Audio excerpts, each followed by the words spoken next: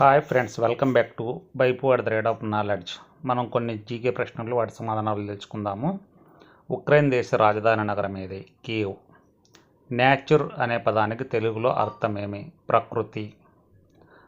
తర్వాత సూర్యరశ్మిలో దొరికే విటమిన్ ఏది? D vitamin. కంప్యూటర్ను కనుగొన్నది ఎవరు? Charles Babbage. భారతదేశ మొదటి ఉపరాష్ట్రపతి ఎవరు? సర్వేపల్లి రాధాకృష్ణన్. ఆయన పుట్టినరోజును ఉపాధ్యాయ దినోత్సవంగా జరుపుకుంటారు.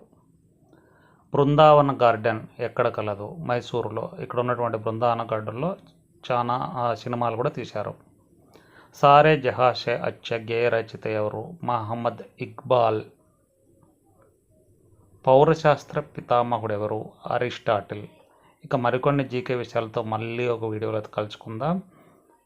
Thank you for watching. Please subscribe, like and comment.